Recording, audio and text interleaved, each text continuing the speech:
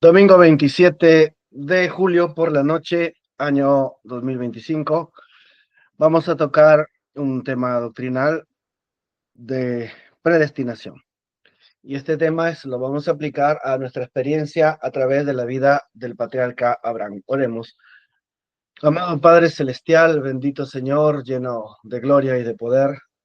Rogamos, Padre, que en el nombre precioso de Jesucristo tú nos bendigas, nos reveles, Señor, para poder entender este tema y que por fin podamos, con ayuda de tu misericordia, hacernos a un costado para que tú entres en el camino y hagas tu operación, tu extraña operación y tu extraña obra, y cumplas en nosotros manifestando tu promesa, que es lo que tanto quieres. Perdónanos, igual que nuestro padre Abraham, siempre estorbando tu mano.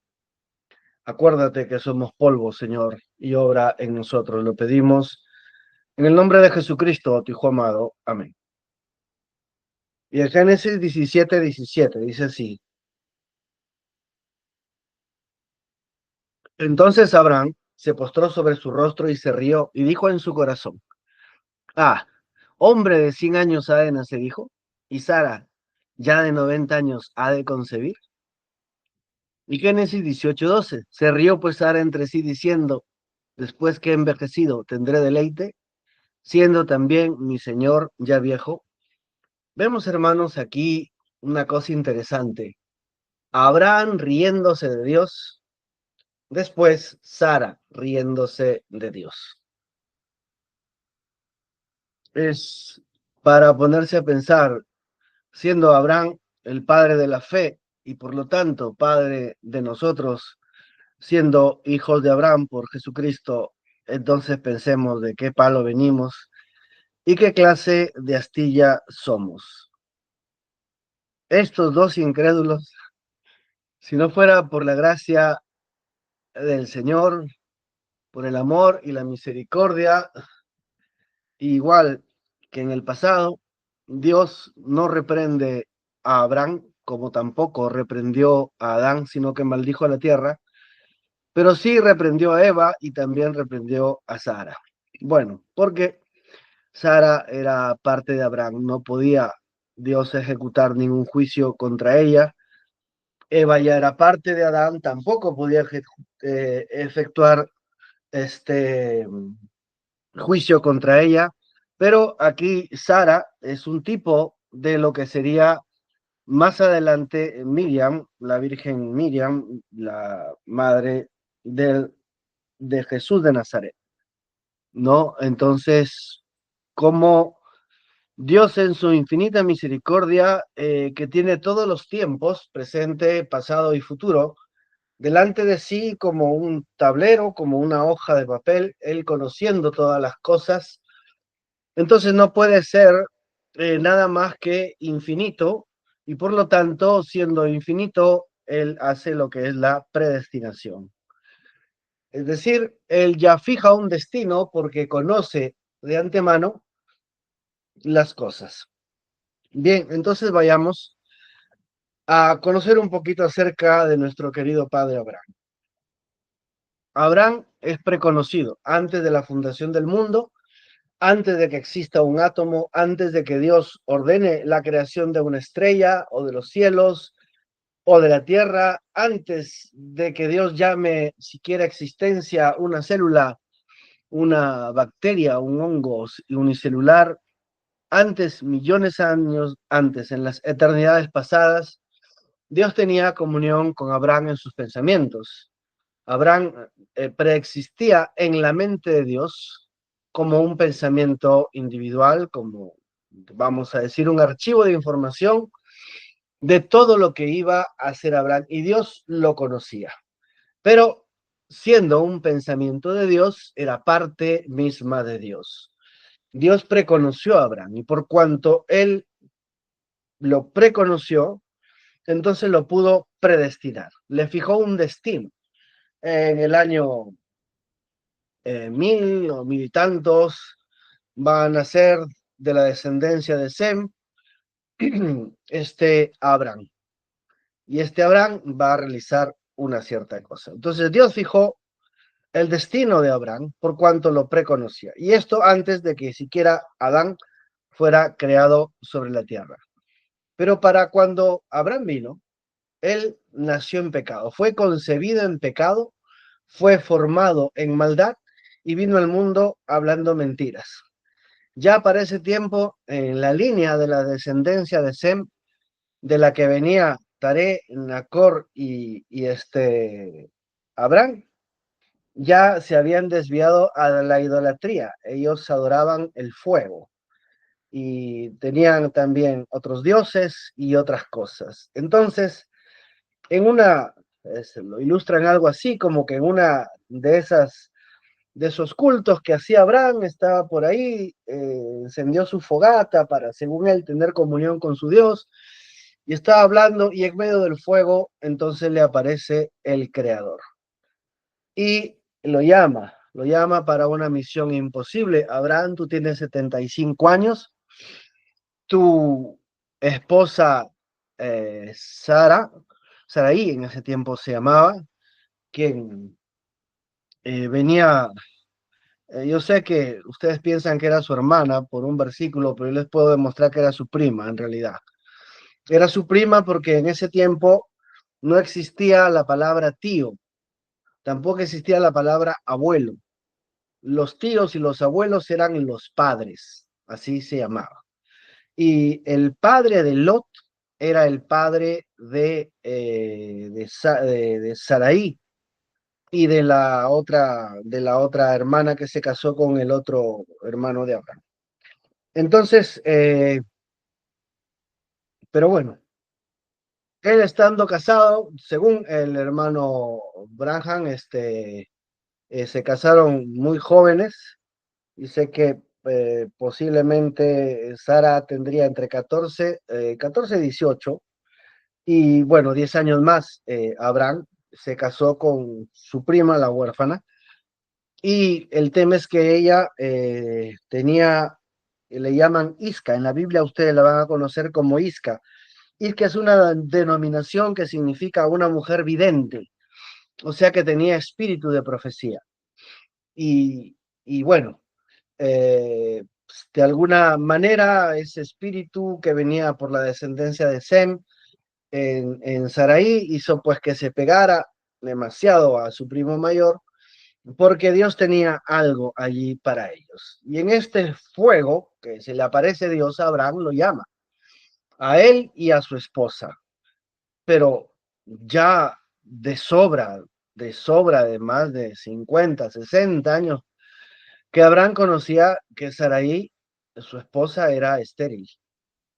Pero Dios lo llama a él para que a través de Saraí, por el espíritu de vidente que ella tenía, y juntar esos espíritus en esa línea de predestinación, traer a Isaac, el hijo de la promesa.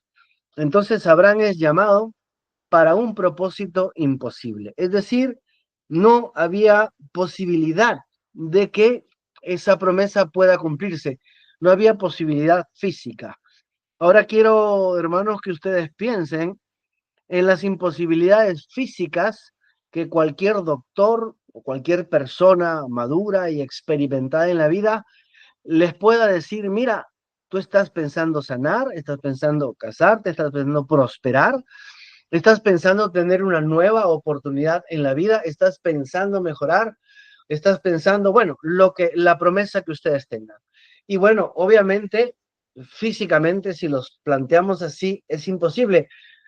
Pero ¿qué tal si precisamente a causa de que es imposible es que Dios, al igual que Abraham, te ha llamado para cumplir ese propósito imposible?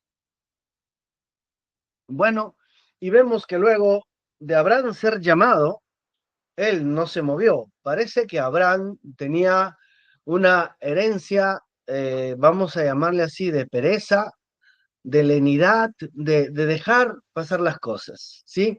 Porque encontramos en la historia que no fue Abraham el que quiso iniciar la travesía, sino que seguramente contó en casa: miren, me ha aparecido Dios, el creador, en el fuego, y bueno, lo voy a adorar solamente a él. me ha dado una promesa que tengo que salir de aquí, de mi casa y de mis parientes. Y entonces Taré y Nacor dijeron, nos vamos todos. Vámonos todos. Y fue Taré, me parece Taré. Déjenme, por favor, verificar. No creo que esté tan equivocado. Eh,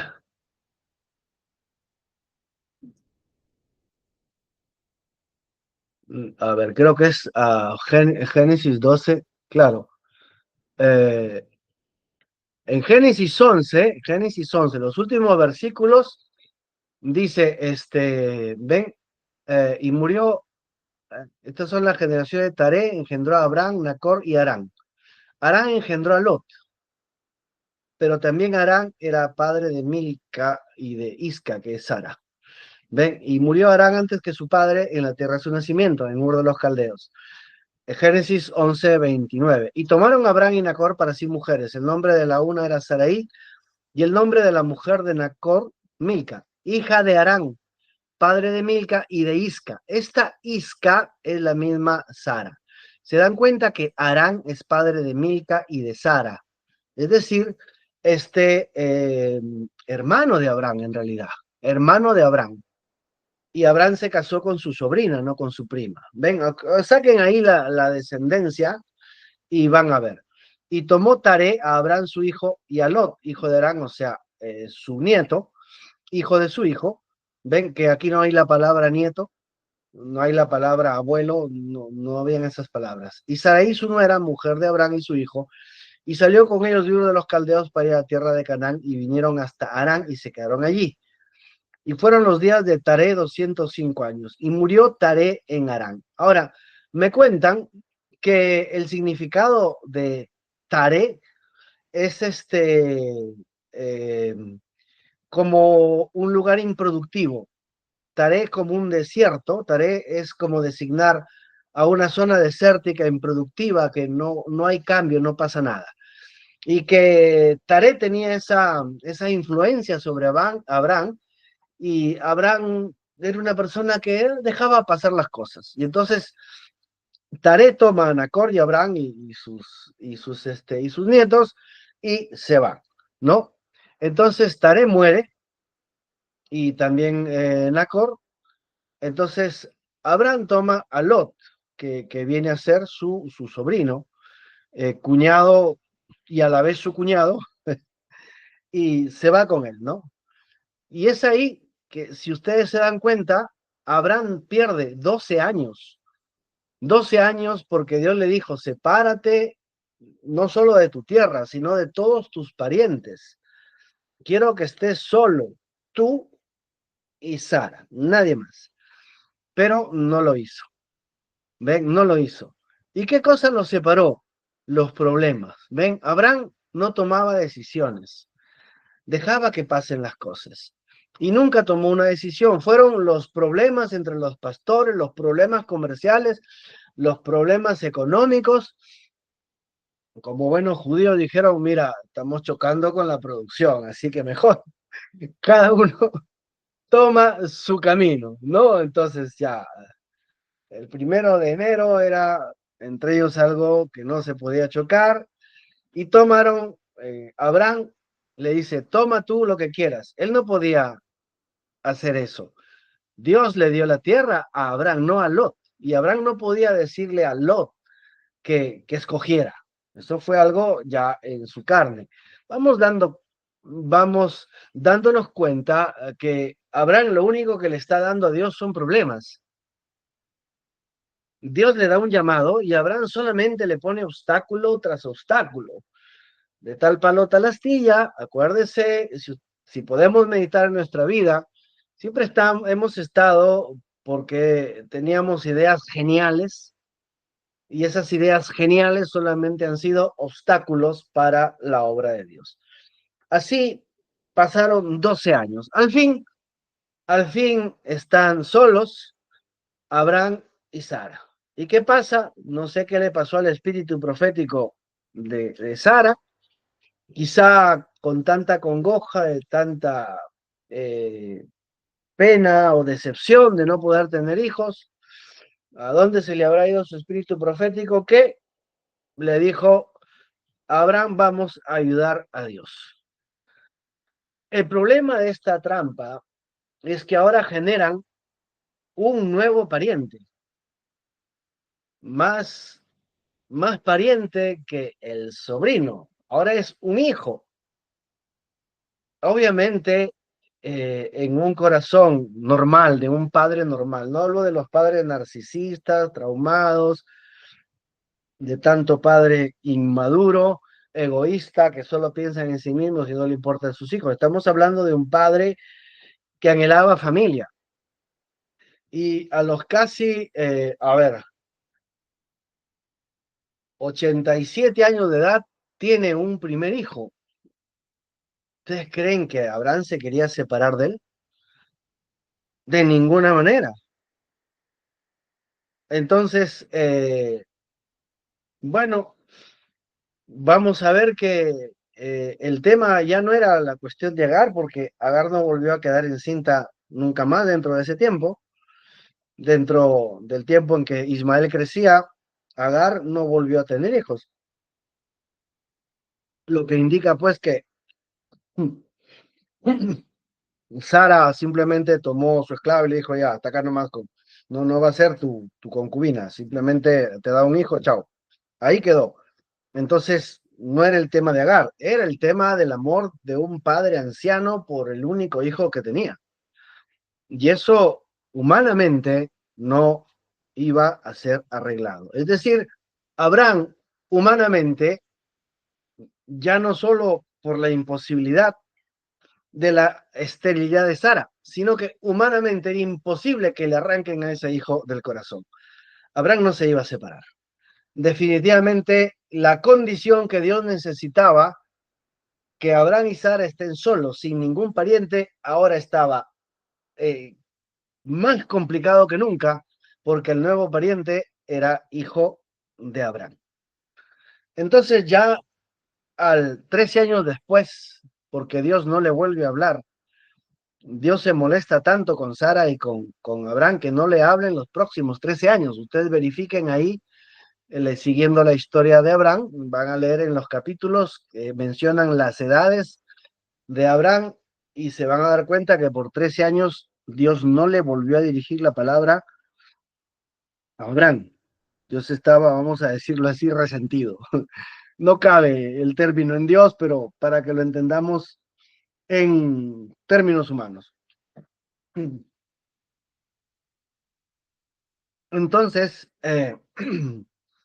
¿qué sucede? Que Dios mirando desde su trono dice, bueno, yo creo que ya, a ver, Gabriel, ándate una vueltita por allá, por Canaán, quiero que me digas cómo va Abraham. Gabriel regresó rapidísimo, señor, ya el último diente se le ha caído, el hombre ya anda con 3 bastones, ya no tiene un bastón en la barriga y 2 en las manos, porque ya caminar casi no puede, se nos muere, señor. Abraham dijo, no, vamos, tengo que arreglar esto, porque si yo no lo arreglo, este hijo mío, este amado Abraham, en el cual yo tengo la línea de la genealogía de la descendencia del Mesías, no lo va a lograr solo. Hermanos, y cuanto más entendamos este punto de que no vamos a arreglarlo por nosotros mismos, no vamos a poder solucionar todas las cosas que tenemos que solucionar. Cuanto más rápido clamemos a Dios para que Él venga y arregle los requisitos que tienen que ser arreglados para que Dios manifieste su promesa, va a ser mejor. Porque la historia de Abraham nos demuestra que nosotros, los seres humanos, por muy hijos de Abraham y muy cristianos y muy ungidos con el Espíritu Santo que seamos mientras estemos en estos cuerpos de carne, lo único que vamos a hacer es darle problemas a Dios. Por eso necesitamos de Dios. En el encinar de Manre, Dios baja rápido con sus ángeles. Apúrense, pero no parezcan que están deprisa. Vamos a ir como que estamos paseando nomás, pero habrá un año más y Abraham se nos muere y me quedo sin cumplir la promesa. Bueno, entonces Dios baja y ¿qué hace? Arregla las mecánicas. Si ustedes ven en el capítulo 17, creo 18 de Génesis, permítanme, sí, en el 17. hay un diálogo, o 18, bueno, ya ustedes véanlo por ahí. Hay un diálogo, sí, exactamente después de que Abraham se ríe de Dios, después de este versículo 17, de Génesis 17, después de que Abraham se ríe de Dios y Dios eh, no le dice nada, pero simplemente, a ver, lo voy a poner el versículo para que ustedes mismos lo disfruten, ¿ya? Les voy a poner el versículo para que vean lo que Dios le contesta a Abraham después de que él se ríe. Ok, versículo 18. Ven, eh,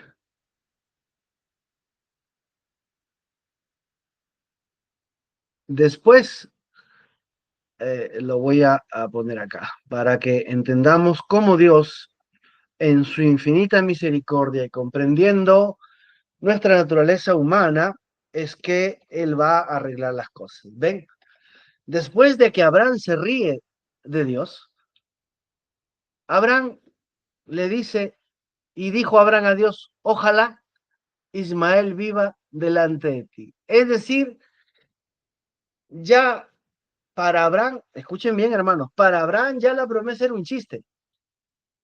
¿Qué va a hacer? Ya él estaba como resignado. Por eso dice, a hombre de 100 años ha de nacer hijo. Ya tengo 100 años, Señor, ya no produzco lo necesario para tener un hijo. Y Sara de 90, que toda la vida ha sido estéril, la pobrecita está más seca que una pasa. No hay manera. Entonces ahora Abraham le pone la verdadera preocupación que tiene. Ojalá Ismael viva delante de ti. O sea, como diciendo, Señor, sí, sí, está bonita tu promesa, pero ya mucha decepción. Eh, yo estoy preocupado por Ismael. Y fíjense Dios en su misericordia. En el versículo 19 dice, respondió Dios, ciertamente Sara, tu mujer, te dará a luz un hijo. No lo reprendió. Ya Dios en su predestinación y en su mente infinita sabía, sabía de la decepción de Abraham respecto a la promesa, pero era el juramento de Dios, era el compromiso que Dios tenía consigo mismo de cumplir su palabra, y la incredulidad no iba a detener a Dios, porque Dios le había prometido a su hijo y la incredulidad de su hijo no iba a detener a Dios. Así que Dios pasa por alto todo este versículo 17 y le dice, ciertamente Sara, tu mujer, te dará a luz un hijo y llamarás su nombre Isaac y confirmaré mi pacto con él, no con Ismael, sino con Isaac, como pacto perpetuo para sus descendientes después de él. Ismael no estaba en el cuadro, nunca estuvo en el cuadro. Así que Dios primero empieza a arreglar en el corazón de Abraham la mecánica, el motivo, el propósito, el objetivo, empieza a alinearlo, ¿sí? Y le dice, y en cuanto a Ismael, también te he oído, Abraham, no soy ajeno a tu necesidad de padre, no soy ajeno a tu humanidad, a la terquedad carnal de ser humano que tienes, no soy ajeno a eso, Abraham. Yo te comprendo, Abraham. También te he oído. En cuanto a Ismael, también te he oído. He aquí que le bendeciré. No, no lo voy a maldecir, no lo voy a destruir, lo voy a bendecir. Le haré fructificar y multiplicar mucho en gran manera. Así que, Abraham, no te preocupes. Ismael no va a vivir en la pobreza, no va a vivir abandonado, no va a vivir maldecido. Yo te he escuchado, Abraham. Yo soy tu amigo, te he escuchado. 12 príncipes engendrará, se va a hacer rey, ya, no te preocupes. No va a ser un mercader, no va a ser un sembrador, un cazador por ahí que viva con lo que puede cazar y pelearse con los leones para comerse una pierna de cebra. No, no, no. Él va a ser un rey, rico, abundante, mucho, en gran manera. 12 príncipes engendrará y haré de él una gran nación. Déjalo, Abraham. Ya sepárate de Ismael. Más adelante Dios le va a decir, cuando Sara se molesta, despáchalo, y efectivamente Abraham lo va a despachar. Ya no tiene ningún apego, porque sabe que vaya donde vaya Ismael, será bendecido por Dios. A donde se dirija Ismael, al desierto, a la selva, a la montaña, a las cordilleras, donde sea que él vaya, la palabra de Dios iba a ir con Ismael.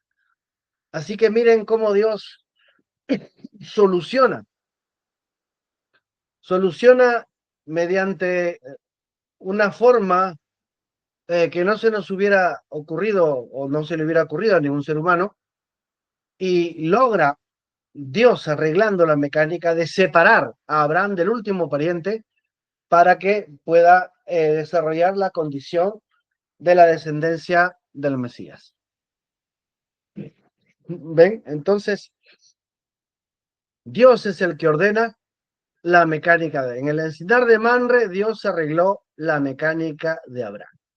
Y entonces, hermanos, ¿qué respecto de nosotros? ¿Cuál es nuestro problema? Nuestro problema es estar creyendo que algo falta, creyendo que la obra no está completa, que necesitamos hacer algo.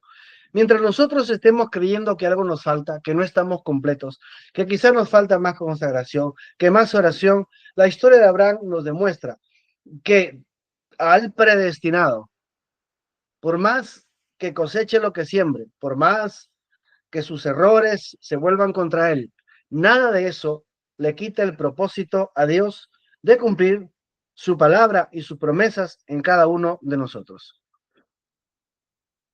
Precisamente, ¿qué es lo que detiene la mano de Dios en nuestra vida para que no se cumplan las cosas? El estar creyendo que algo nos falta hacer, estar creyendo que nos falta alguna condición, estar buscando la técnica para hacer la última revelación que está ahí calientita, salida del horno, a ver qué técnica de oración hay, qué técnica de ayuno, o qué técnica de esto, qué técnica de lo otro. Eso que pensamos que algo nos falta, quita a nuestra fe el peso de que la obra de Jesucristo ya está cumplida. Dios quiere manifestar prontamente, y yo creo que Él prontamente va a descender para manifestar sus promesas en nuestra vida. Entonces Dios quiere cumplir su promesa. ¿Y cómo se aplica aquí la predestinación, hermanos? Nosotros podemos dar un salto cuántico, está muy de moda hablar del salto cuántico. Nosotros podemos rebasar encima de todos nuestros obstáculos, obstáculos físicos, obstáculos morales, si tú quieres, obstáculos de fe, obstáculos teológicos, todas las imposibilidades.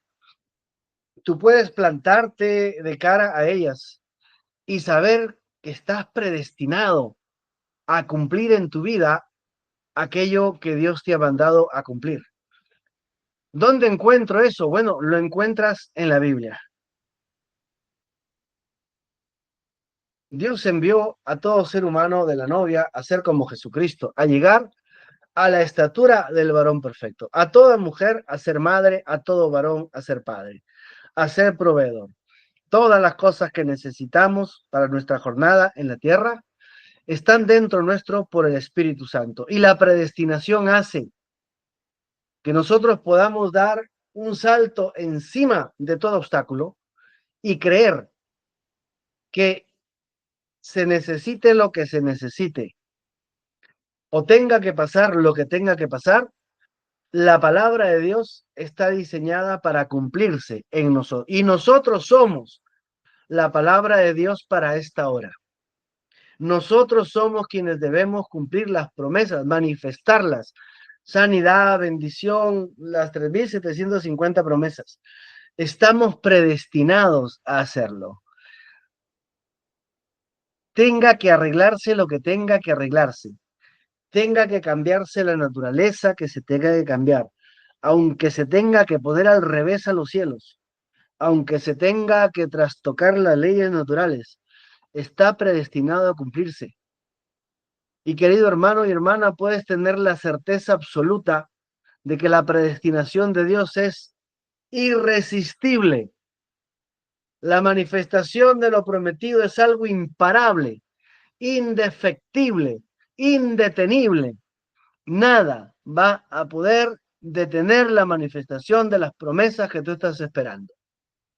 Todas las promesas, desde justificación, santificación, nuevo nacimiento, estado de varón perfecto, todo lo que tú estás anhelando, las cosas que le has pedido a Dios, las cosas que sabe que Dios te ha prometido, es imparable.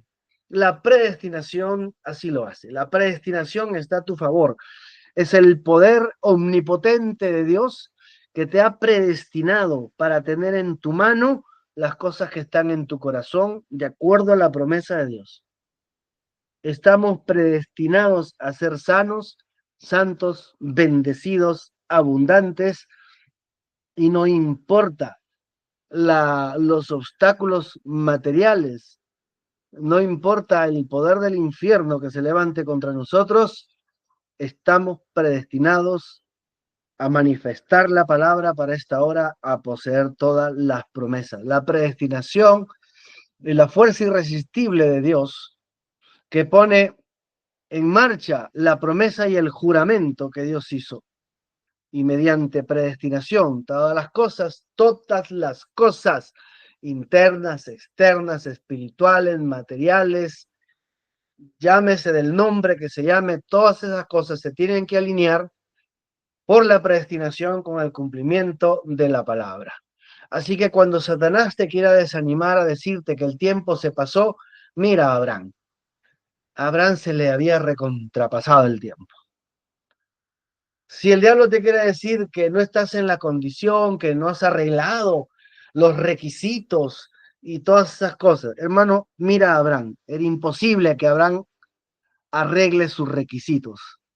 No, no lo podía hacer.